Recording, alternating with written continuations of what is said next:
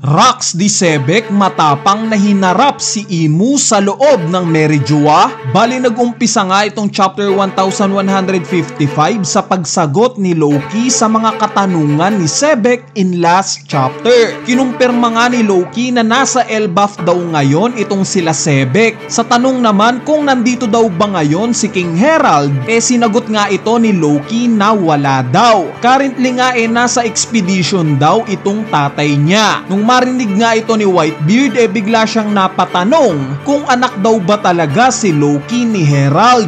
Hanggang sa tinanong na nga ni Sebek kung ano daw bang pangalan ni Loki. Kasabay nga nito yung pag-utos niya kay Loki na umuwi daw ito at padalhan ng mensahe ang tatay niya. Sabihin nga daw neto na malubha siyang sugatan para umuwi agad si Herald. Pero kung inaakala nga ni Sebek na susunod agad si Loki nagkakamali siya dahil nagalit nga bigla itong si Loki at sinabing hindi daw siya susunod sa mga normal lang na tao. Dagdag pa nga nito na inaakala daw ba ni Sebek na uuwi yung tatay niya dahil lang sa nasaktan siya. So tinake as personal nga ni Loki itong pag-utos sa kanya ni Sebek. Sinabihan nga rin niya itong mahinang uri at dito bigla ngang na-trigger si Sebek. Gamit nga yung espada niya nag-release nga ito ng napakalakas na haki. At ito nga yung ipinang-atake niya kay Loki. Dahil nga sa aksyon na to pinrove na ni Sebek na literal ngang malubha ng sugatan si Loki. Sa sumunod na panel naman nagkaroon na nga ng flashback. So itong flashback nga na to yung nabanggit ni King Harald in last chapter na nangyari daw sa Reverie 56 years ago. Nagumpisa nga itong flashback sa pag-e-emphasize na meron daw 5 hari ang kinidnap. Meron nga silang individual na pinaghihinalaang gumawa neto hanggang sa ipinakita na nga itong si Im Sama. Base nga sa posisyon niya meron siyang kinakausap na tao. At yes, nireveal nga sa sumunod na panel na in fact itong kausap pala niya si Rax di Sebek. Pinagmamalaki nga ni Sebek kay Imu na gumawa daw siya ng chaos sa buong Merijoa. Base nga sa narrator nabanggit rin neto na ito daw ang kauna-unahan at huling pagkakataon na nangyari itong ganitong klase ng insidente na merong outsider na nakarating sa Pangaea Castle at nakaabot sa Room of Flowers. Habang sinasabi nga ito ng narrator ipinakita itong si Ganku na nakapang madre. Dagdag impormasyon pa nga base sa narrator sa moment daw na to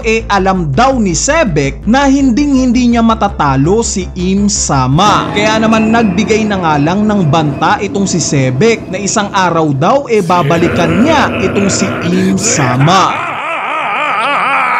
Sa sumunod na panel naman sinasabi ngang hindi lang daw ito yung naganap na insidente sa Reverie nung araw na to. May isa pa nga daw intruder. Dito nga nagkakagulo itong mga Celestial Dragons dahil sa namemesmerize sila kay King Harald. Yes guys, itong isa pang intruder si Harald. Gusto nga daw ng mga Celestial Dragons na gawing slave itong si Harald since mas malaki daw ito kesa sa mga ordinaryong giants. Ipinakita ang tumatakbo si Harald habang nasusunog ang katawan niya. Pinagbibintangan nga siya ng mga guards ng Merijoa na siya daw ang kumidnap sa 5 hari. Pero tinanggi nga ito ni Harald. Sa pagtakbo ngang to ni Harald nakasalubong niya itong tumatakbo rin na si Rax di Sebek. Kakatapos nga lang daw pumatay ni Sebek ng isang admiral sa moment na to. Nung magkasalubong nga ng tingin itong sila Harald at Sebek parang may namuo nga kaagad na tensyon sa kanilang dalawa. Si Harald nga iniisip na ginagawa daw siyang scapegoat netong si Sebek since ito naman daw talaga ang kumidnap sa 5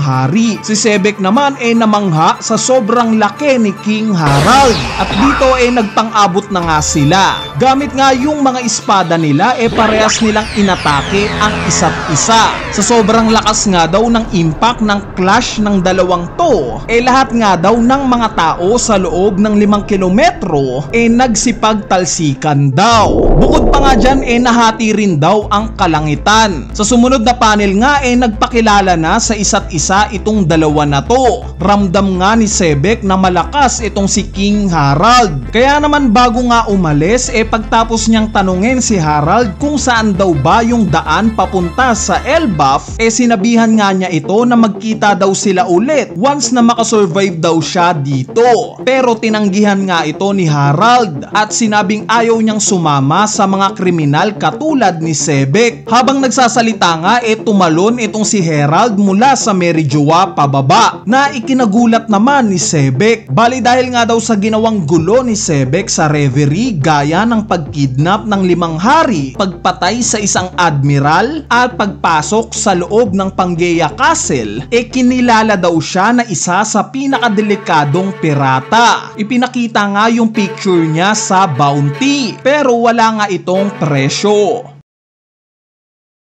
Sa sumunod na panel naman nagpatuloy pa daw yung pag-atake ni Sebek sa world government. Ninanakawan nga daw neto yung mga barko ng Celestial Dragons at even sinira pa daw neto yung isa sa Gates of Justice. Later on nga nagdesisyon na daw itong si Sebek na bumuo ng pinakamalakas na pirate cruise sa mundo. At para mangyari nga ito ginawa daw ni Sebek ang Davy Back Fight. Nilaro nga daw ito ni Sebek hanggang sa mabuo niya na ang pinakamalakas na pirate crew, ang Rocks Pirates. At dito nabalik na nga tayo sa timeline kung saan dumating na itong sila Sebek sa Elbaf. Fast forward nga pagtapos atakihin ni Sebek si Loki, ipinakitang umuwi nga si King Harald. Nag-aalala nga siya kay Loki dahil sa pananatili neto sa Underworld. At yes, nagtataka nga itong si Loki kung bakit umuwi itong tatay niya. Sa isip nga niya coincidence lang daw yung pag-uwi neto dahil malabo nga daw na dahil lang sa kanya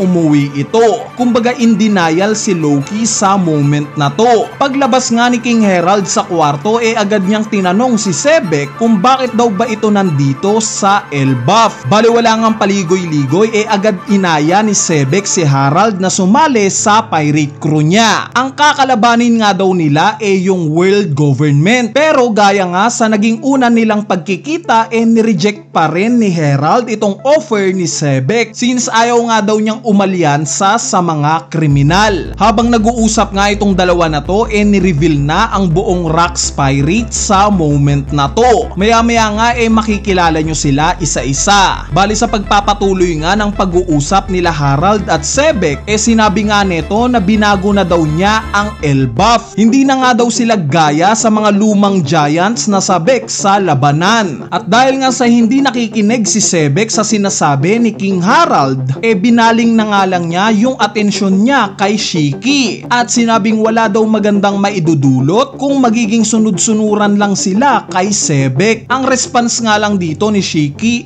tawa. Tinawanan nga lang niya si King Harald at sinabing hindi naman daw sila sunod-sunuran dito. Wala nga daw silang pake kay Sebek. Kasunod nga nito ipinakita na rin yung iba pang miyembro ng Rocks Pirates. Nandyan nga si Stacy, si Don Marlon na sinasabing gangster daw ng West Blue, obviously si Whitebeard, si Wang Zi na as stated yung tinalo daw ni Blackbeard at Kobe para maalis ito sa Hachinosu, at itong si Ganzu, isa nga daw itong smuggler.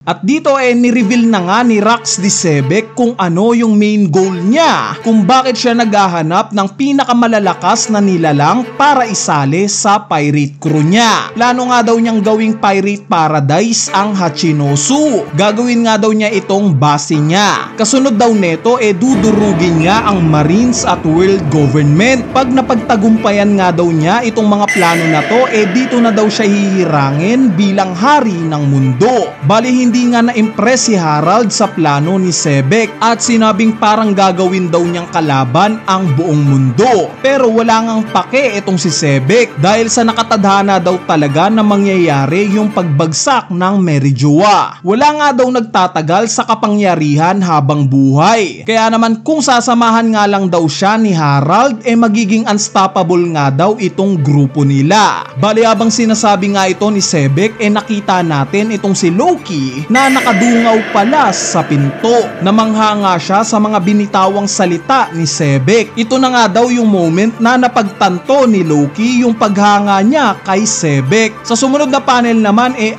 na taon na daw ang lumilipas. Nagpatuloy nga daw itong pinaplano ni Sebek. Bali sa loob nga daw ng 4 na taon, tuloy-tuloy pa rin daw siya sa pagre-recruit kay King Harald. Pero tuloy-tuloy pa rin daw itong tinatanggihan ni Harald. Hanggang sa dumating na nga daw yung moment para sa susunod na plano ni Sebek. Itong susunod nga daw niyang hakbang yayanigin ang buong mundo. At dito na nga nagtatapos itong chapter 1155. Bali itong chapter nga na to although flashback talaga nga namang nakaka-excite pa rin. Ni-reveal nga yung iba pang miyembro ng Rocks Pirates at ipinakita na meron ding ibubuga in terms of battle itong si King Harald. Sa susunod na video nga natin pag-uusapan natin yung mga pangyayari sa chapter na to. Kaya naman stay tuned lang sa channel natin para sa analysis video. So yun lang, peace!